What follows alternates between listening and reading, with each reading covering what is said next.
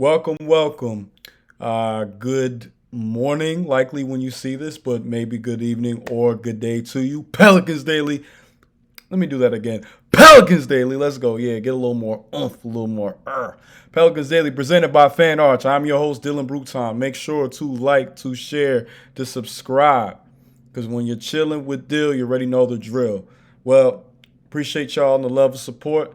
Let's keep it rocking and rolling. One thing that we rocking and rolling with, our guy, Zion Lateef Williamson. Well, uh, one thing that you got to respect with us is that in the midst of all of the chatter, in the midst of all the talk, in the midst of all the rah, rah, rah, rah, rah, we have stayed true to what we want and what we feel. And one thing that people kind of overlook is that in a lot of with a lot of rebuilding franchises, they tend to be very much kind of going wherever the wind blows. We have not. We have been very much listen now. We're gonna do things our way, whether people like it or not. And one of those things is keeping Zion in the Bayou, in New Orleans. Zion has been very expressive about wanting to remain a Pelican. He's been saying that since 2022 publicly, and at no point, even in the midst of scrutiny, even in the midst of injuries, even in the midst of any dysfunction on a front office level, has he requested a trade. And in this day and age, I be trying to tell y'all, you don't know what you got until it's gone. Word to Janet and Q-Tip. You don't know because a lot of superstars, a lot of talented players nowadays, they be ready to deuces. You know what I'm saying? As soon as there's a minor inconvenience. But the fact that Zion is still wanting to be here, again, I cannot tell y'all enough how vital and valuable that is because the potential that he still has, he hasn't even scratched the fullest of the surface. He just hasn't. I mean, he got drafted in 2019. It is 2025, and it's been a time. It's been ups and downs, but overall, the upside is just too great to overlook, in my opinion. Shout out to Will Udy. I might pronounce this name wrong, but I do apologize. I'll hit up Chris. No articles from Chris today, y'all. Don't worry, don't worry.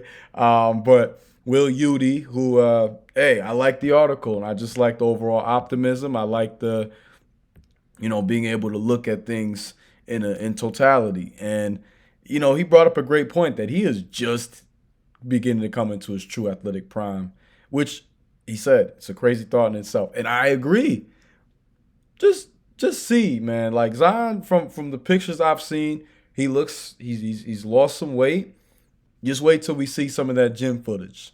I guarantee you that man is getting up, getting bunnies, and all we're looking for Zion is continue to be the all-star pushing superstar caliber. And like I said, if he puts it all together this year and everything flows in harmony, dark horse MVP.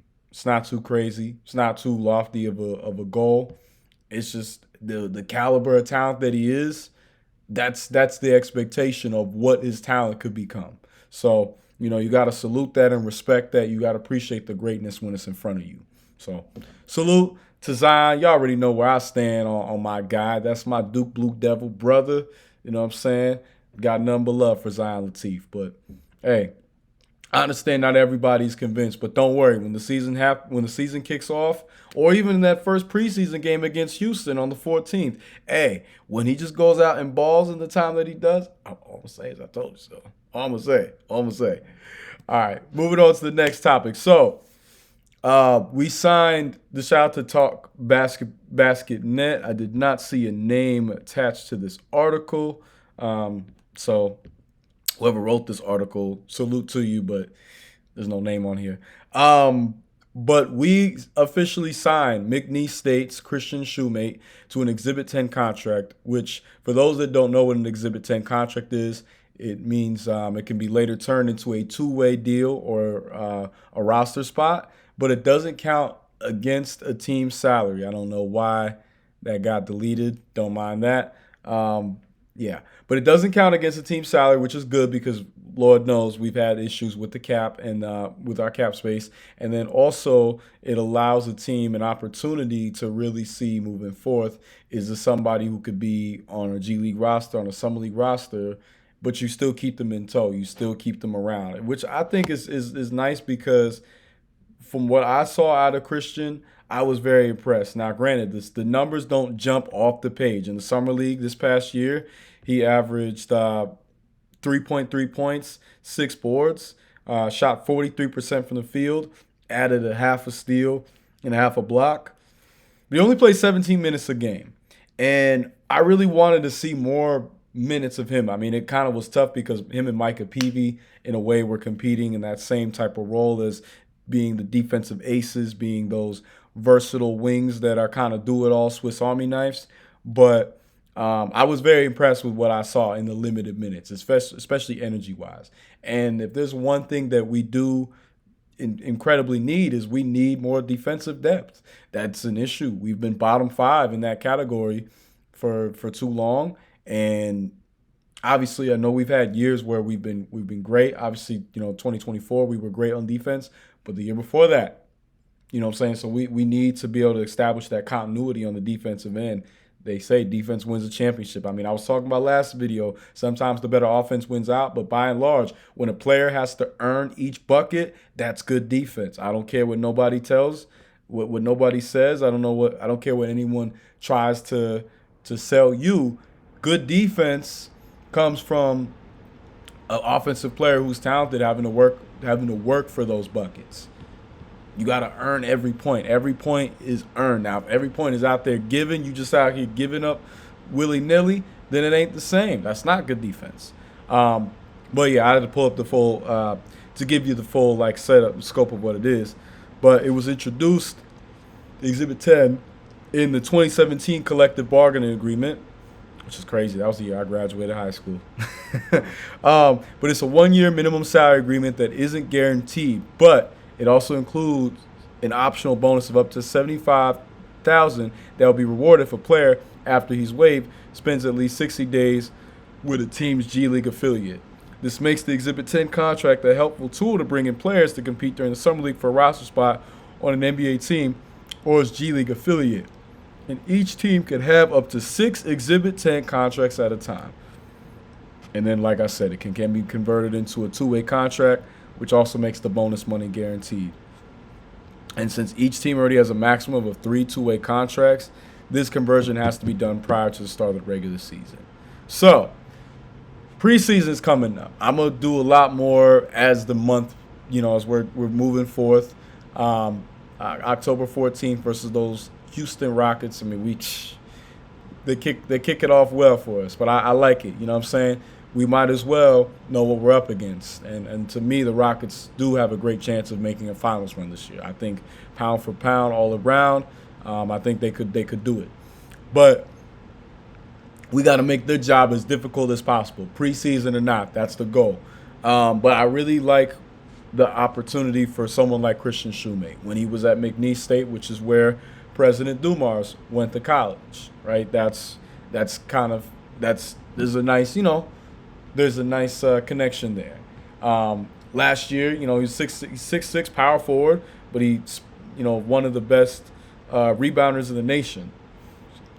Averaged 10 points a game, 6.5 boards, an assist, shot 62% from the field, and he recorded double-figure scoring in 20 contests.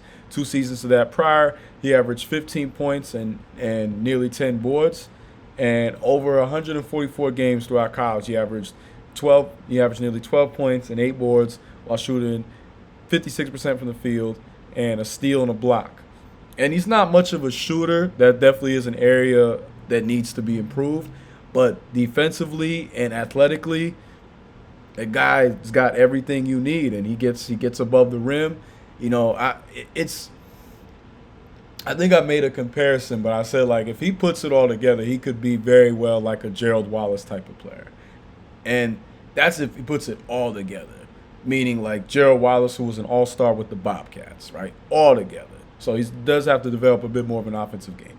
But even if he's Gerald Wallace on, coming off the bench with the Kings, that's still a good player to have, right? Just someone who is athletic, who is versatile, who, dive for a loose ball, will you know, go for the offensive rebounds, will go for the defensive rebounds, will make the little small plays that maybe everyone else don't want to make, but it goes a long way. I like this move, and it'll be interesting to see what happens, what I'm saying, in this preseason, because he might end up, someone like Jaden Springer or Garrison Brooks might get bounced out. I don't know. I'm not hoping for that. I'm just saying that it's going to make the battles very interesting to see and witness. So I like this move. I'm glad we brought him back because I liked what I saw of him in the summer league.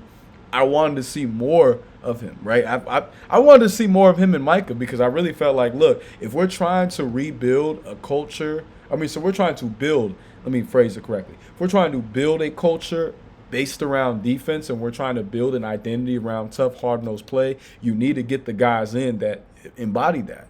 And they both epitomize that. And I really think that Christian Shoemate, especially like Micah Peavy somewhat has a name. Christian Shoemate doesn't have the same kind of name recognition. So this is a great opportunity for him to come in and show the world his game and what he's capable of. So I like this move. I'm very excited to see what we do. And hopefully, knock on wood, he makes the rotation come season time.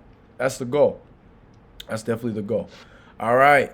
Next, shout out to Yahoo Sports for this article, but about our guy DeJounte Murray. Like I be trying to tell y'all, man, don't be fooled. And shout out to Paolo Mariano from Clutch Points. Ironically, right? I used to write for Clutch Points. Small world. But DeJounte Murray, we talk about his on-court play. He's expected to play a big role once he comes back from his Achilles injury. And I'm very excited to see what he does because obviously, speaking of defense, right, there's very few guards who are better on the defensive end. And I would say players than Mr. DeJounte Murray. I'm very excited to see what he does, and hopefully he stays healthy because he had the hand injury to start the year and then he tore his Achilles. And he didn't have a horrible year, but he was nowhere to the caliber where he was in Atlanta or San Antonio. So he's expected to have a nice bounce back year. That's the goal. And he's been, he's already in the gym. He's dunking. He's catching alley oops. And a video just got reposted by All the Smoke. I think it's connected to the All the Smoke podcast with Matt Barnes and Steven Jackson. And Matt Barnes is another guy who I think Christian Shoemate should study. Just as a veteran, was able to stay in the league a long time as a hard-nosed, tough player that was, willing and wanting to do everything possible to make an impact. But DeJounte sent $600 to a young man trying to get his lawn care business service off the ground. And I know people might be like, oh, that's nothing, or only $600, because you got people who gonna pocket watch. For one, I think that's just a very uncouth thing to do. What I'm saying? Like, listen, if those ain't your pockets, don't worry about it. Don't worry about where it gets spent.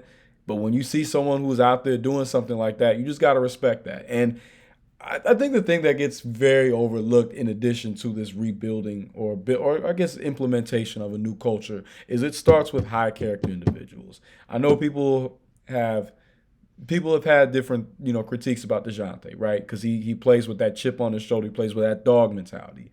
That's something that's becoming kind of phased out of the NBA. And as much as I love the NBA, it doesn't speak the same language that it did to me as a kid. And yeah, some people are gonna say, oh, it's because you're an adult now, but it doesn't resonate the same. You know what I'm saying? It spoke a lot more for the underdogs, for the people who were part of the have-nots, not who had everything. And, some could say that's a class issue. Some could say that, that goes down to different socioeconomics. And I would say it does. But there's an overall attitude that is just lacking in today's game. That desire, that hunger. And a player like DeJounte, he still carries that. So to see him do something like this, it goes to further show just the well-roundedness in him. Because in addition to having that mentality of an underdog, he also knows what it's like to try to get off the ground and try to make something of yourself and not have things handed to you and have to, overcome much. And that's the type of stuff that, to me as a journalist, I love sharing because it's important. In addition to showing these guys and their great abilities on the athletic side of things, the humanity. There's so many guys who do great things in the community, and it gets overlooked because people have narratives and people have agendas, people have quotas that they are so absolutely desperate to get filled. And I just don't understand, why people love to immerse themselves in negativity and immerse themselves in seeing people at their worst and their demise. Because I always say, what you put out in the world is going to come back to you. You know what I'm saying? You reap what you sow. And I'm a firm believer in that. You know what I'm saying? I think about, in my own journey, right, in life. For me, I've had opportunities to do different things within media. And one thing that I refuse to ever do is to ever just go out and bash somebody with no context and no objectivity. I don't understand what, because I always ask why. You know what I'm saying? Like, I'm gonna ask why. I'm going to ask questions on, like, what is the goal and intention here. And for me, I believe in building and uplifting people. Now, I am critical on things and I don't bite my tongue. If I see something that's wrong or I see something that deserves to be highlighted, absolutely. But when I see something like this, right? DeJounte, who's been in the shoes before of someone who had to grind, who had to make something of himself, and again had to overcome a lot. Came from a impoverished conditions, came from a tough neighborhood and a tough city, and he made something special of himself. But he also lost friends and family along the way. That's a lot to bear, and a lot of people don't realize just the mental impact of what goes on when you become successful, and then you took a step back and you look at everybody that you came up with, and what I'm saying, you got people that are no longer here on earth, or people who are in jail, or people who are in rehab, or people who are struggling to make ends meet. So I'd say all this to say, I got on my soapbox. Yeah, whatever. But I say all that to say it's important. It's important to remind people about the humanity of these figures, these public figures, because they are very much, they have an influence. They have captivated the masses in a way that many will never do. And it's important to tell all sides of their story because I look at it like this too, right? There's her truth, his truth, and the truth. And it doesn't have to just be his and her, but I'm just saying in the sense of like two perspectives, right? Then there's the truth. And it's important to tell all sides, especially the positive sides, because again, negativity, I get it, it sells, but it festers as well. And after a while, I hope people just take a step back and realize, geez, I've consumed all this negative content. I'm wondering why certain things remain the way that they are. I'm wondering why certain things are how they are. It's because of what you are choosing to take in. It's what it goes back to that. So when I see stories like this, I don't even hesitate. I'm like, put it on there. We got some time before preseason. It's some time before there's some real hoops, X's and O's to talk about. But this is important things to talk about. This is important to show the kind of character that DeJounte Murray has. And make no mistake, President Dumars is very big about community engagement and involvement. I know one of my, like, to give a brief, very brief story, but one of my best friends from college, like probably like my bestest friend, is from Detroit. And, saying he grew up when President Dumars was the president slash GM of the Pistons, and he said some of his fondest memories were being at the Boys and Girls Club, and Pistons players would pull up, getting to shoot around with them, saying them giving out gifts, doing community engagement, and seeing them have that sort of interaction, right? Because it makes a huge impact. It creates that bond, it creates that linkage, and that's what it's all about, is being able to create that, that unity. And that's what you should be looking to bring people together, not looking to, not looking to ostracize people, not looking to sow hate, not looking to, push division. You should be looking to bring people together while you're on earth. And if I can give you a grain of knowledge that I have, leave Earth better than when you found it. That's my goal every day. Now, am I perfect? No. God, no, I'm not perfect, but I constantly reflect on my actions and how they can impact others. And one thing I really love when I watch DeJounte's interviews is that he is a very thoughtful person.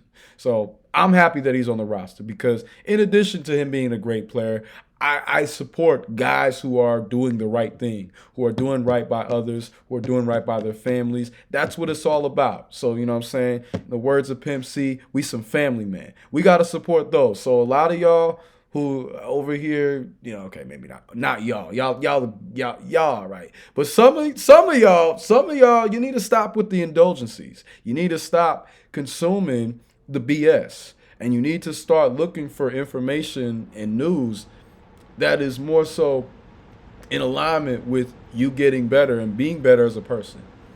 That's all I'm gonna say. That's just my 2 cents. Because if you're not careful, you will see how certain content will start having an impact on you. When I see news like this, when I see info like this, it inspires me to do and be better. So, hey, that's all I'm gonna say. That's all I'm gonna say. But my favorite part of the video, responding to y'all, you guys went in guys went in a little bit on some of these comments, and I appreciate it. To start, Reginald Joseph 2892. Do you have any more info about Luka recruiting Herb in some type of training camp? Great info show. I did not see anything else. I know Chris and a couple other people on Pelican Debrief wrote about it, but I deliberately and intentionally did not want to have any articles with Chris in it just because y'all have been talking about it. But next video I will cover it more in depth, and I wouldn't be surprised. Listen, one thing about LA is that LA, they got the allure of being, you know what I'm saying, the Hollywood city of dreams, XYZ. They definitely gonna try, but for the next 3 years at the very least, we got Herb, and the type of player and personality that Herb is, I don't see him trying to go to a market like LA or a team like LA and dealing with all that craziness. I just don't, but who knows? Yeah. You guys. Church 4. Yeah. Okay. Church 488. Read the whole comment about Jonas. Yo, you said Steven Adams was the last good vet center. I know you in school, but come on, man. Nah, I brought up Jonas Valanciunas. I said if we had I'll go click and find that comment just for you. But I said if we had a Jonas Valanciunas, it would make it different for our big man rotation because we would have a big who could play in the post and could play, back to the basket with some defense. But Steven Adams is a much better defender and a much better rebounder. So I would take that because we have. Long story short, I'm not really worried about our offense. It's really our defense I'm mostly worried about. So, yeah. He said the Hawks are pretty nice with Dyson and Trey. Yeah, nah. Look, I make my jokes about the Hawks, but shout out to them. And I like seeing Trey today. Look, that's why I ain't perfect, right? I saw Trey make a comment about Pat Bev, and I was like, yeah, go Rafer. That's his government name. I enjoy trash talk. I enjoy competitiveness. Don't get me wrong, but it's all still about character, right? There's just lines you don't cross. And then yes, y'all are right. I did in Beast Mode Basketball, Z3J brought it up, and obviously Christopher Church brought it out about Dame. Y'all right. That kind of slipped my mind. I did forget that Dame is back in Portland, which I don't know how that's gonna play out and work, but hey, best of luck to them.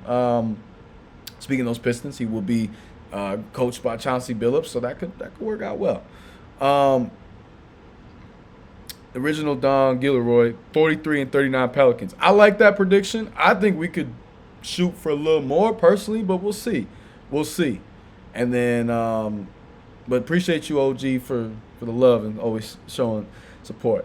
My guy. Save the best for last, but David Weimer 8244. He said, I think you misunderstood the 26 trade. Atlanta gets the better of our pick and the Bucks pick. The Bucks get the worst of us or their pick. We get no pick in 2026. That means if we win the lottery and the Bucks get the number 2 pick, Atlanta gets the number 1 pick and the Bucks get number 2 and we get nothing. Yes, no, I do appreciate the clarification. When I saw the when I saw the pick swap, that's just where I made the slight gaff. It was a long day. That's all I'm gonna say. I'm not that doesn't justify nothing, but yeah. And no, I know we do get nothing, but it could be a lot worse. Could be a lot worse. He said, I support the show, but I don't support your projection of the top four. I will take the over on DraftKings by a little bit, especially since we don't have our pick. We'll still miss the playoffs due to a weak bench. We'll lose a lot of games at the end of the third and start of the fourth quarter. Ooh, Dave. Tough. I appreciate the support, though. Seriously. And you're one of my favorite viewers by far. And I love all y'all. But like David, you know what I'm saying? He really be talking ball. I Listen, David, sorry, let me be more formal. I think the over looks mighty fine for us. Mighty fine. And I think that's also due to if everyone stays healthy, right? I'm framing it on that. Now, if we do have injury concerns, then that is something I would have to revise, change. Um, but a weak bench, while I can't go sign that one. I really do feel like when we put our bench together, when we fully figure out who's going to be on our bench, we're going to have a very cohesive unit. In terms of shot creation, shooting, defense, rebounding. We could use a little bit more size and again a little more defense, but I like what we've got on deck and on hand. Yeah, Don Guillory said I disagree. 43 and 39 playing for the Pelicans. Willie will be fired for the first 20 games. Dang, so we gonna get to the playoffs, but Willie gonna be fired. I hope Willie doesn't get fired. I hope he figures it out, but it's not impossible either. And I know that patience is starting to wear thin. Um, but yeah, because David brought up a point. He said if Willie Green is gone at 20 games, we'll probably have gone 5-15 at least. We won't make that up with a new coach. Yeah, if Willie is getting fired, then it's going to be hard for us to regain that kind of momentum. But we'll see. I think Willie's going to do fine.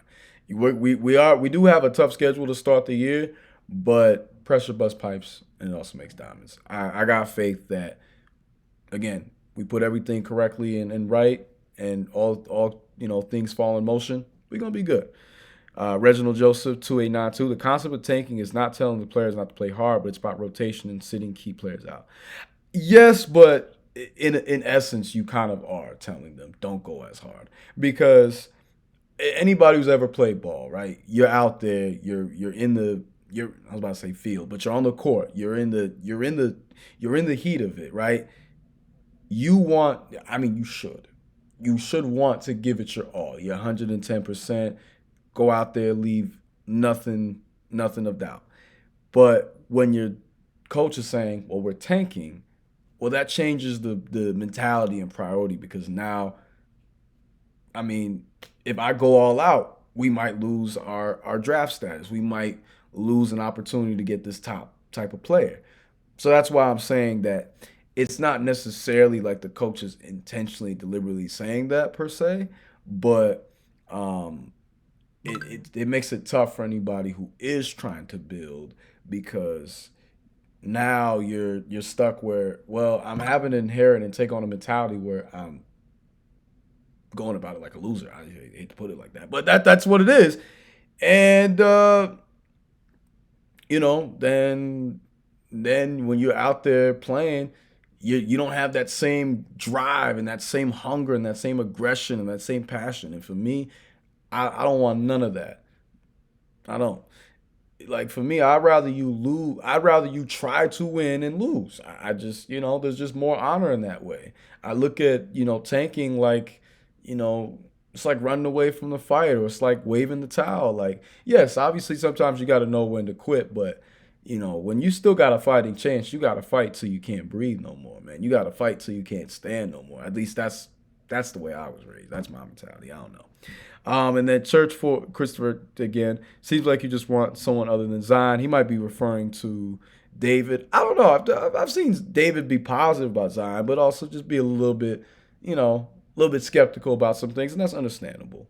It's understandable. But make no mistake, I got faith in Zion Latif. You know what I'm saying? If he shows some more growth and expansion in his game, it's over. It's over. You know what I'm saying? The sky's the limit for that young man. So I'm very excited to see what happens this year. This year is going to be a huge monumental year, but it's going to be, everything. I don't want to say everything comes down to this year, but a lot is riding on this year. But I got faith. I got faith in my guy. But that's going to conclude this video. I appreciate the love and support. This grad school stuff is no joke. So I really do appreciate y'all patience. I appreciate y'all rocking with me still. Let's keep it going and rolling. Shout out to y'all. Shout out to Fan Arch. And, you know what I'm saying, spread some positivity. Go be a light in somebody's life. But y'all have a great one. Enjoy this video. I'm going to see y'all tomorrow. Have a great one. Deuces.